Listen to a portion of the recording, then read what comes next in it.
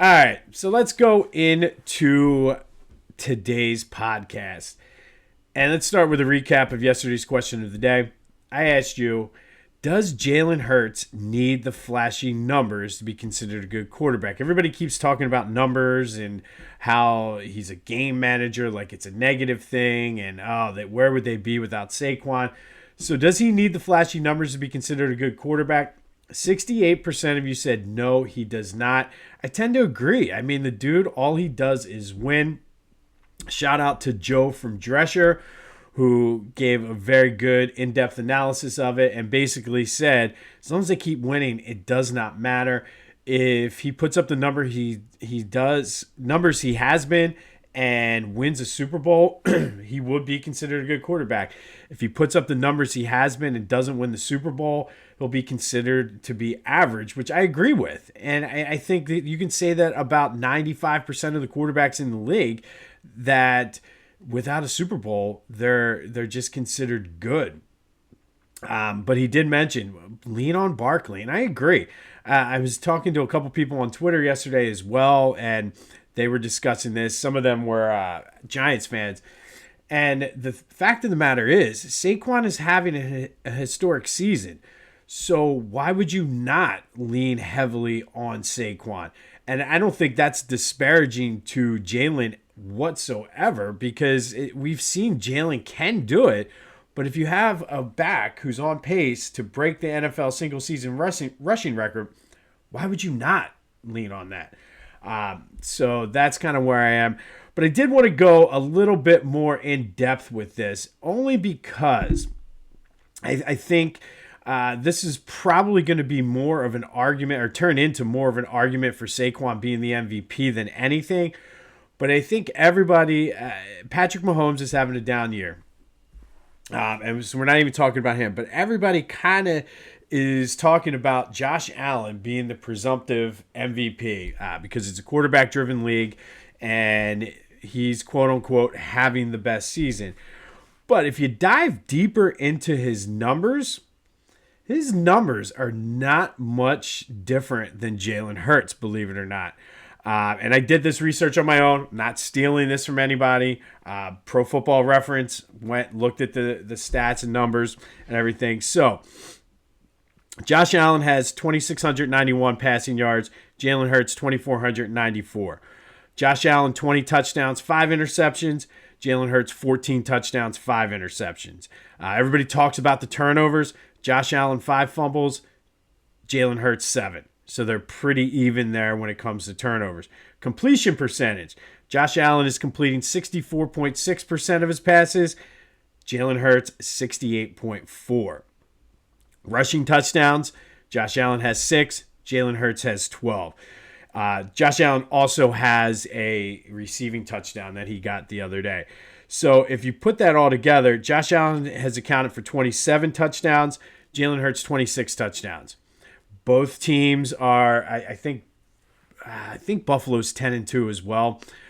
So, I mean, if you really look at it like that, at the numbers, it's not that they're not that far off. So, again, I think because Saquon is having such a historic season is why we're down on Jalen.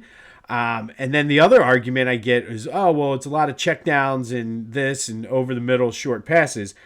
Jalen has a higher yards per attempt and yards per completion than Josh Allen as well. So I'm not saying that Jalen Hurts is better than Josh Allen. I'm not saying Jalen Hurts should be the MVP. I just wanted to point out the numbers. Everybody is so down on Jalen this year, but his numbers certainly are comparable to Josh Allen, who everybody thinks is the presumptive MVP. So like I said, if anything, that's more of an argument for Saquon being the MVP than anything. But 68% of you said Jalen doesn't need the flashy numbers. I just gave you the numbers there. His numbers, we don't look at them this year as flashy because of Saquon, but his numbers are right there in line with what Josh Allen is doing. And the numbers are the numbers. I mean, I can't, I mean, it is what it is. And sure, I mean, he threw for 118 yards the other day, but he didn't need to throw for any more than that because of how the defense dominated in Saquon. The other argument is, oh, well, look at the roster around him. Okay. I mean, how many great players did not have good players around them and didn't win? There are very few people in football. It's one of the only sports where you need a full team because it is a team effort. Look at Dan Marino is the poster child for this. All the numbers in the world, couldn't win a Super Bowl because it didn't have a good defense, didn't really have a running game, didn't have really top-notch receivers. I mean, I think he made Mark Duper and Mark Clayton better probably. It's a little bit before my time, but I mean, Dan Marino's the poster child for this. I think there's very few people that make the players around them better. I think you can look at Tom Brady as being one of them too. But you need a good roster in order to compete for a Super Bowl.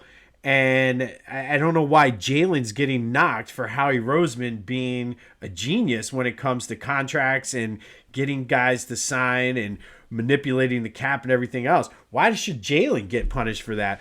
Because Jalen is just as an important piece of this offense and this team as anybody else.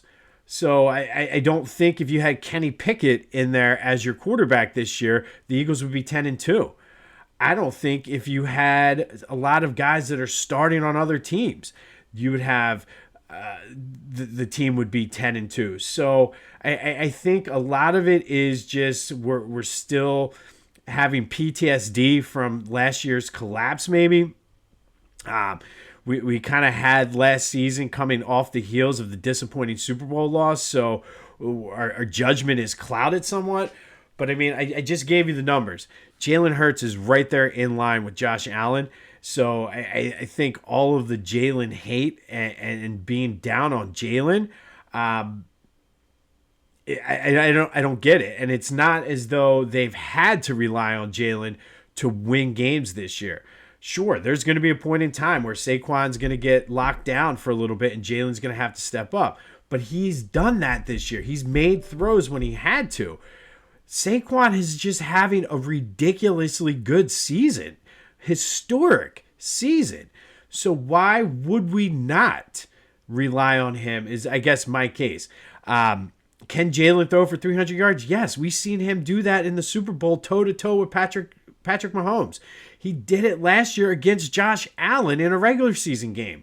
He did it like he's done it. He had a great game against Miami last year. He's had good games. It's just Saquon, our judgment is clouded. I just, like I said, I just wanted to point that out there and throw it out. I think sometimes maybe we're too close to see the big picture, but that's my take on that.